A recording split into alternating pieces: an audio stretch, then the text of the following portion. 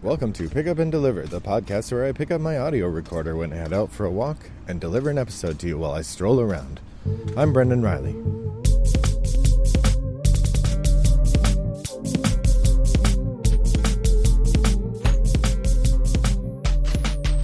Well, good morning, listeners. It is a beautiful, sunny, but not too roasty mid-August day here in suburban Chicago. I think it's August 7th, if I had to make a guess, although I'm not paying super close to the attention to the calendar today. And I'm heading out for my walk. Hopefully you enjoyed the Top of the Stack episode I did a couple days ago. That was fun to do. So this episode I'm going to do today is a bit more heady. This is one of my thinking about the ideas in games episodes. And I'm calling it Death of the Author versus the Death of History. So the inciting incident for this episode for me was Rado's discussion of Lovecraft and Mombasa on his podcast a month ago, maybe. And here's the rub of it. Viewer has written into Rado a couple times suggesting their distaste for games themed around the Lovecraft mythos. I believe that they reported themselves to be a person of color, but they said that the grotesque history of Lovecraft's personal views on racism and the way that racism pervaded its way into his writing has given them a distaste for all Lovecraft-based things. And they expressed that with their game group. And they were talking about, in the context of recent developments and sort of significant effort to be publicly minded about race relations, that they were reiterating to Rado, how come you spend time talking about games that reflect on colonialism, but you won't call out Lovecraft games or refuse to play those? Or how come people don't seem to be driven that same way?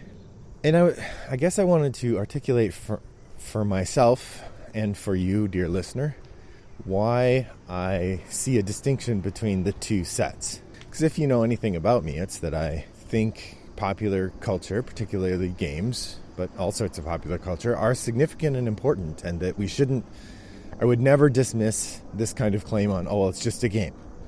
Don't worry about it, it's just a game. And I have in the past expressed reservations or distaste for games dealing with certain themes, and I've wrestled with this topic before, so I apologize if it feels like I'm treading over, if I'm going over repeated ground, but frankly, that's how I think we grow. If we have an issue that we think is worth pondering and worth considering carefully, it's worth doing more than once, and it's worth doing thoughtfully from different perspectives and with new information. So in that regard, what I wanted to do today was talk a little bit about why, for myself, games based around the Lovecraft mythos stay playable, and games set in themes of colonialism become harder and harder to play for me. And like I said, I think the crux of it comes down to the death of the author versus the death of history. Now, I will say right up front, I'm not a Nietzschean, and so my understanding of the phrase the death of history is mediocre at best. My understanding of death of the author is a bit more robust, but honestly, I think it's used in popular discussion of text in a way that I haven't studied very carefully. I've noticed that people sort of use it offhandedly. I've heard that most recently in the conversations about J.K. Rowling, Lindsay Ellis did an interesting piece about why she sees a difference between supporting J.K. Rowling's work and supporting work of other people, given the idea of death of the author. And she attributes it in part to the conversation of whether you're actually still putting money in the pockets of someone who is actively harming people. So in case this all sounds dissociative and undefined, I'm going to take a moment here. So the idea of death of the author I believe comes from a Roland Barthes piece with the same name, in which he talks about the disconnect between what the person creating the text intends or does afterward and the way that the text engages itself with people. A school of critical thought that's come out of this idea is reader response theory, which suggests that the text is created between the page and the reader, and that while the author is the one who arranged the page, once it's set, they have no control over the meaning anymore. And there's a limit, a pretty strong limit, to how much they get to have control and how much control we should yield to them.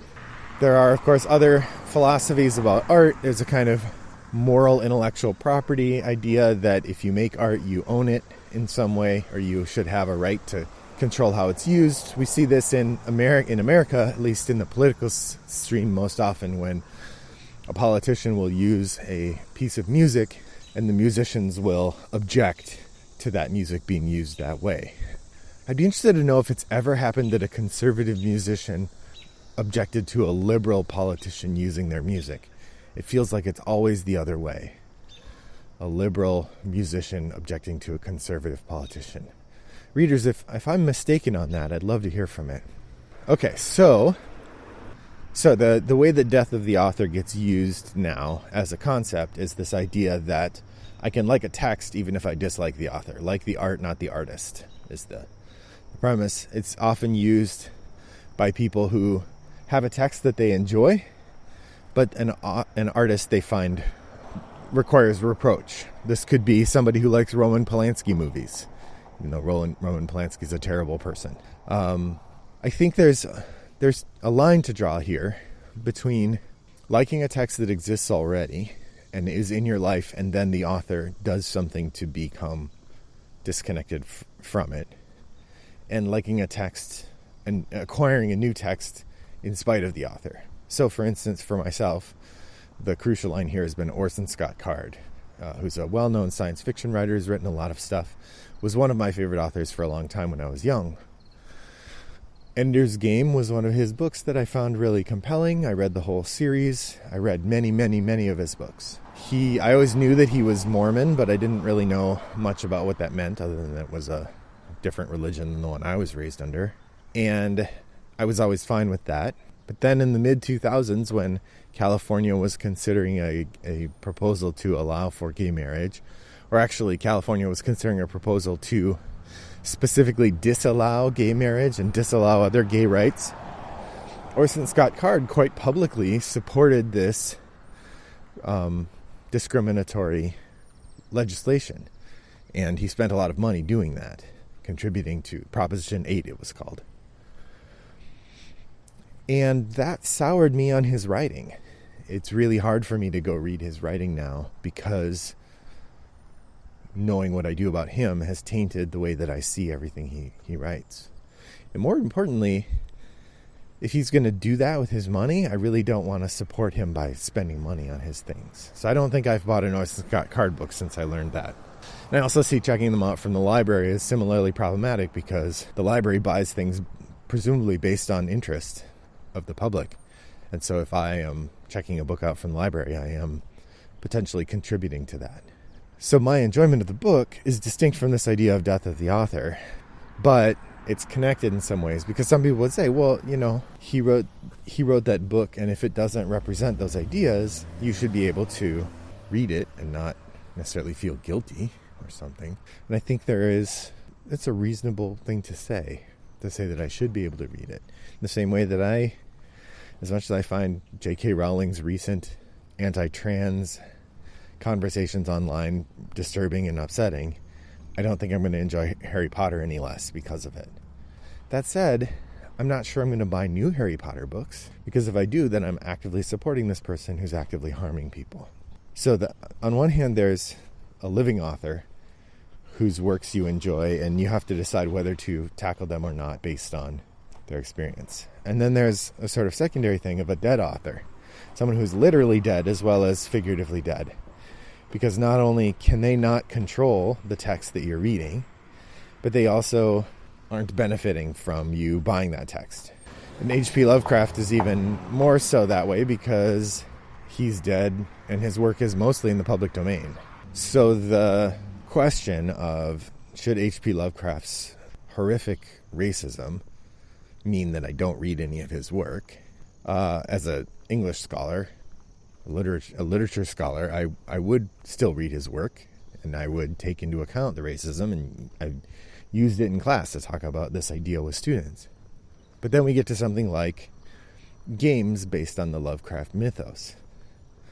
And here's the part where I think it gets a little more complicated, right? Which is the Lovecraft mythos was created by a group of people and expanded by many authors over the years and became this sort of larger thing. So the question is, does the view, and in some cases the direct sort of allegorical nature of the story representing this racist person's ideas, do those ideas, the fact that they formed the germ of this story, does that mean we shouldn't enjoy any of these wider tales being created by new people now using that starting place of that story? All right, so that's one question. But then on the other hand, you have the question of colonialism. And the real question that the listener, and I don't recall his name, but the real question the listener was asking of Rado is, how come people are upset about colonialism in games and not about the Arkham stuff?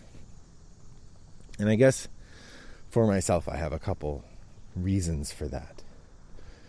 The first is that we're dealing with fiction versus history. And I think we have different obligations toward truth in the context of those two things. That when we're playing a game inspired by a series of stories that had some racist undertones and were written by an avowed racist person, the level at which that racism comes through is important to understand and think about. And if it does, we need to address that and acknowledge how that racism appears. But we have to remember that the entire thing is fictional. And if dozens of people have had their hands in manipulating that story, those story worlds, and altering them, I guess I feel like the collective authoring of this fictional text allows for a variety of different engagements with it that give us a chance to see the world in many different ways. And while we can and should acknowledge the problematic nature of Lovecraft's views himself, I'm not sure, like for me, it doesn't foreclose the idea that we can still play those games. The fact that Lovecraft was horribly racist. In part because the games aren't giving Lovecraft a chance to write more racist things, right? Like he was writing in a time when it was far more common to be horribly racist, and that doesn't make it okay, but it sort of explains it, and we can understand it in that context. And so the question is, do these stories of creepy monsters from space replicate the problematic allegories that Lovecraft had in his stories?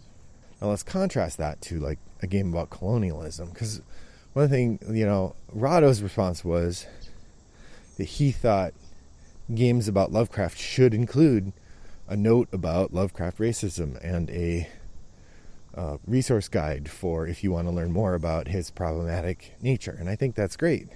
But if the characters and the stories being told under the big umbrella of the Lovecraftian mythos are things that were developed by other people, it complicates the story in a significant way for me. So let's compare that to colonialism, because Rado has regularly said he thinks it's amazing or great that Alexander Pfister put a paragraph in the Mombasa rulebook telling people, hey, colonialism was bad. And frankly, I don't think it's great. I went and read that paragraph because Rado was talking about what a bold move it was to give us resources. And it literally says colonialism was really bad for a lot of people. I mean, I'm paraphrasing, obviously. But it says colonialism was very bad for a lot of people, and it was horrific. Like, it uses that word, so it at least acknowledges the terrible human cost of the idea of colonialism. And it does, as Rado said, give you a link if you want to read more. But having acknowledged that that's the case, the next sentence says, but this game just deals with the economics of the settling Africa. Basically uses it as a setting to play out this economic market. So we're not going to worry about that. I mean, it doesn't really say, so we're not going to worry about that, but that's what it means. It means that the economic actions that you're doing don't actually reflect the human cost that the author just said they were concerned about, or the author just acknowledged was there. And this is where I feel like the death of history versus the death of the author becomes really important. Because a literary text, a fictional text, the interpretation of the audience is a crucial part of the way that text works. And so the intention or views of the author comes into play in a mix with the way that the audience tackles the work. In a text about history, the choices that we make to include or exclude are inherently political. And yes, the audience engaging with it will see something different. Thingrado talks about in terms of the depiction of colonialism and the idea that, well, by offering these sources, they've done a lot to get us thinking. Well, have they? I mean, I guess I feel like in the same way that I feel like a Lovecraftian story, a Lovecraftian game that includes a paragraph that says, we recognize Lovecraft was a racist, enjoyed the game, we're not going to be racist ourselves, is equally bad in terms of its ability to service this larger question. The difference, though, is that the story we tell, even if it comes out of Lovecraft mythos, it carries the allegories we put in and the allegories the audience reads from it. That the fact of Lovecraft's racism, historically, doesn't make the texts that we produce using some of his original ideas, fictional ideas, inherently carry those deeper structures forward, especially if we're aware of the way these stories were created. By contrast, when we make a game about colonialism and we make the story of the game be the economics of colonialism, and then we go further to say colonialism was real bad, but we're just going to talk about the economics of it, to me that feels a whole different kind of disconnect from the reality of the situation than something like saying, yeah, Lovecraft was bad. When you tell the story of history, and as part of that story it has to do with the way that Europe accumulated wealth in the 16, 17, and 1800s, and that story is, look at these hardworking entrepreneurs who made money in business. The lesson we get there is that was the right way to go, that our country deserves because we're clever and thoughtful, because we earn, and I'm saying our country here, that, Mombasa is not about Americans, but we have our share of this kind of thing.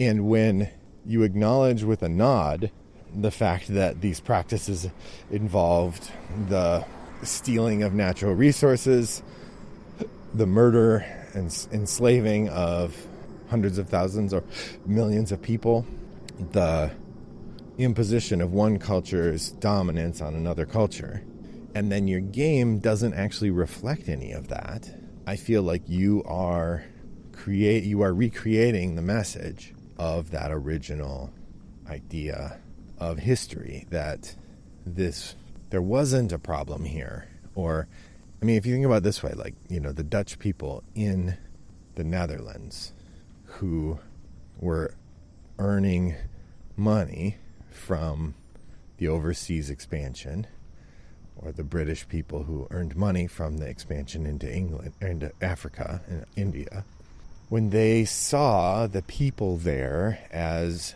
bothersome resistors or to be coerced or whatever, and saw that their rightful domain was to make an economic market out of this place where other people lived, and then we make a game that reinforces that story, that feels more to me, that feels far worse to me than playing a game built on a fictional narrative structure created by somebody who had bad views.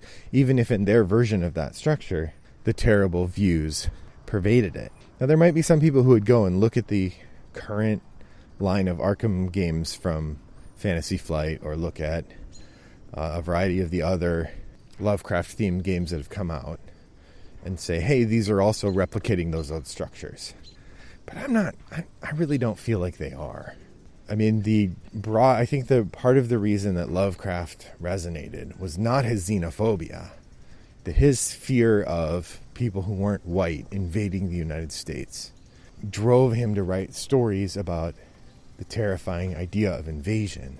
But for myself, I don't find the idea of the fear of the unknown, the fear of the great expanse of things in the cosmos, the fear that we might get overwhelmed by an insidious outside force. I don't necessarily feel like those are inherently xenophobic or inherently promote the idea of racist structures as they exist in our culture. And maybe they do. Maybe I'm misreading it. But I feel like there are broader human universals that can emerge out of these stories if they're being told by people with a mind toward not replicating these old structures. Sorry, they're using some sort of super duper nail gun over there.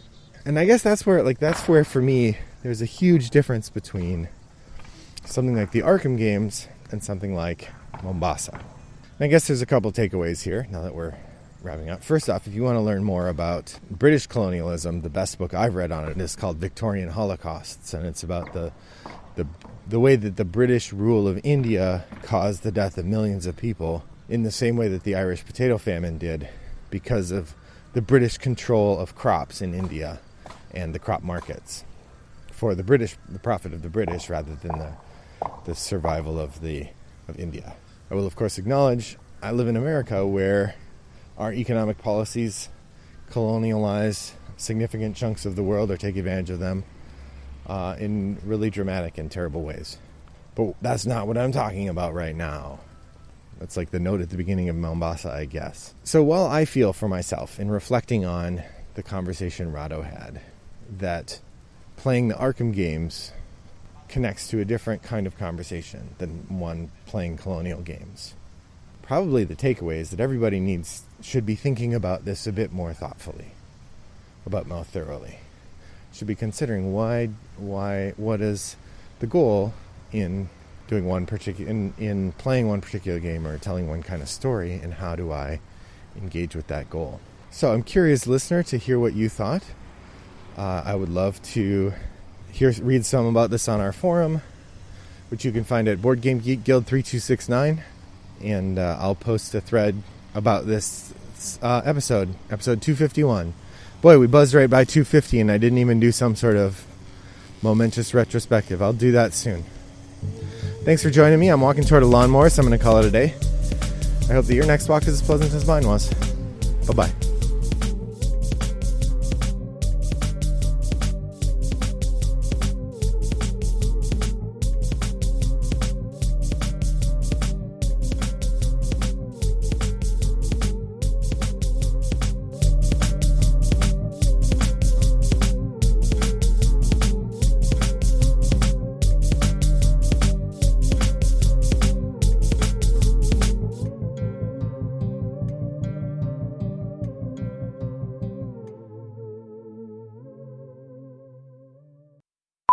Hold on a sec.